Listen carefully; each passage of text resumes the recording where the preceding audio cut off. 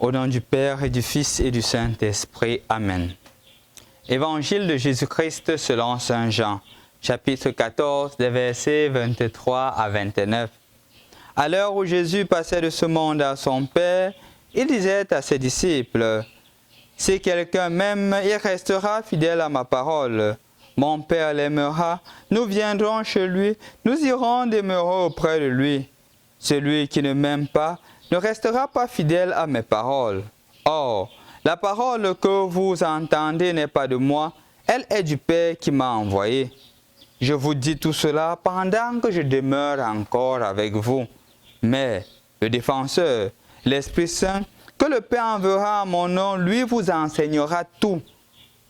Et il vous fera souvenir de tout ce que je vous ai dit. C'est la paix que je vous laisse. C'est ma paix que je vous donne. Ce n'est pas la manière du monde que je vous la donne. Ne soyez donc pas bouleversés et effrayés. Vous avez entendu ce que je vous ai dit. Je m'en vais et je reviens vers vous.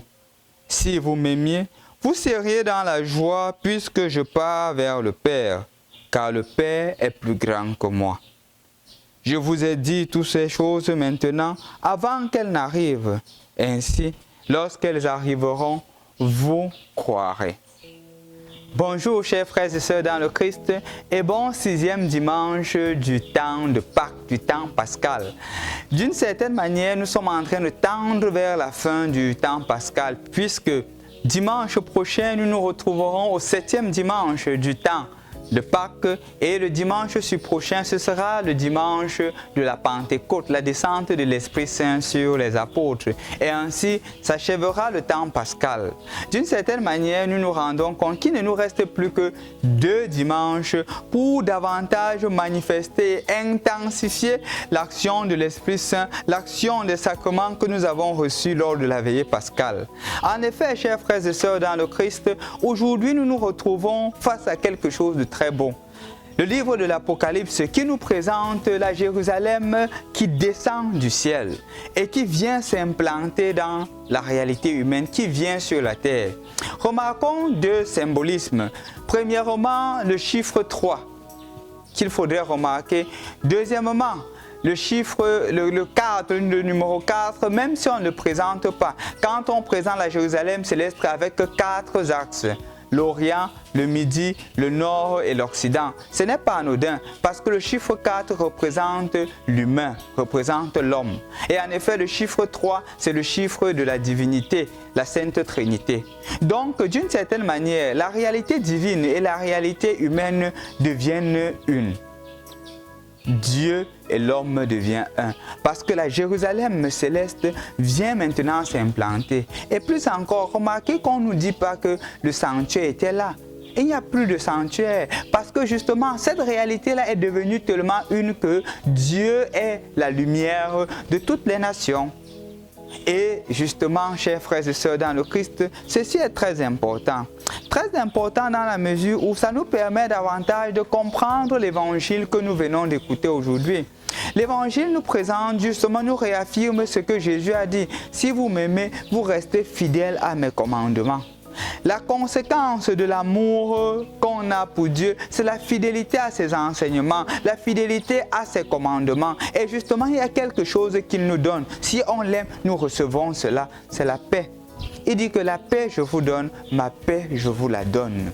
Je vous laisse la paix et je vous donne ma paix. Je ne vous la donne pas à la manière du monde. Non, je ne vous la donne pas à cette manière-là. Je vous la donne une paix qui vient de moi. Quelle est la paix que Jésus nous offre? Premièrement, il fait d'abord une distinction claire entre la paix du monde et la paix qui vient de lui. La paix du monde, ce sont des paix éphémères. La paix d'une stabilité apparente, un peu comme on a quand un pays n'a pas de problème de guerre, on dit que le pays est en paix parce qu'ils ne vont pas en guerre.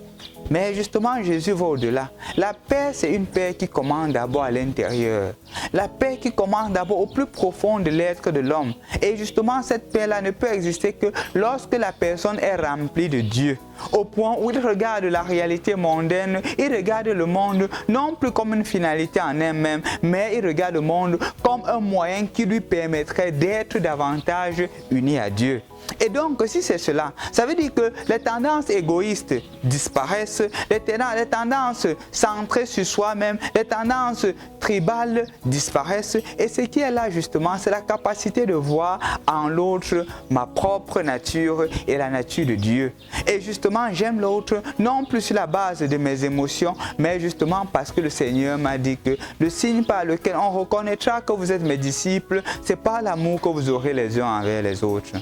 Donc, toi et moi, frères et sœurs dans le Christ, nous sommes invités à manifester cette paix-là. C'est le commandement que Jésus nous donne, justement de nous aimer les uns les autres. Et le signe à travers lequel on aime Dieu, c'est de vivre ses commandements en vivant dans la paix entre nous, les frères et les sœurs, la paix dans le monde entier et la paix justement qui n'est pas seulement une chose extérieure, mais qui commence à l'intérieur, par ma perception des autres, par le jugement que je porte à l'égard des autres. En effet, en revenant avec la deuxième lecture que nous venons d'écouter, la réalité céleste et la réalité de ce monde deviennent un quand nous sommes capables de faire notre part. Je vous ai dit tantôt que le chiffre 4 symbolise l'homme et le 3 le divin. Et justement, quand la Jérusalem céleste vient sur la terre, ça veut dire que la réalité divine embrasse la réalité terrestre.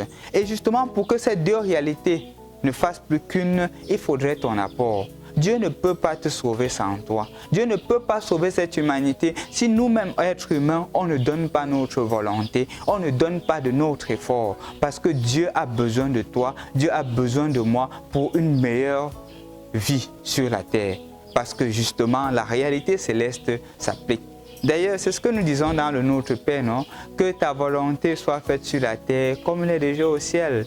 Que ton règne vienne sur la terre comme il est déjà au ciel. La réalité céleste devient réalité terrestre si toi tu y participes. Exemple concret, efforce-toi à te réconcilier avec les autres. Efforce-toi à fréquenter davantage les sacrements. Efforce-toi à être juste. Efforce-toi à éviter la corruption, le vol. Efforce-toi à donner un salaire dû à tes employés. Efforce-toi à respecter l'autre dans sa dignité. Non plus sur la base de son apparaître, mais sur la base de son être. Il y a plusieurs efforts. Efforce-toi à être fidèle si tu es marié à ton époux ou à ton épouse. Efforce-toi à être un papa responsable. Efforce-toi à stopper la boisson. Efforce-toi à stopper l'alcool. Efforce-toi à stopper la drogue. À travers cela, petit à petit, la réalité céleste devient une réalité qui est vécue dans ta vie quotidienne.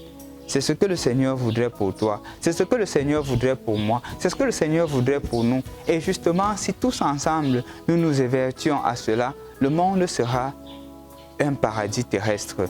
Mais pour cela, il faudrait un effort. Ne te dis pas en toi-même que qu'est-ce que je vais changer en fait. Parce que ce que je fais, les autres vont faire le contraire. Non, non, non, non. Dieu a besoin de ton effort. Et l'effort que tu fournis n'est jamais moindre. Fais confiance en Dieu. Fais ta part et lui fera le reste. Au nom du Père et du Fils et du Saint-Esprit. Amen.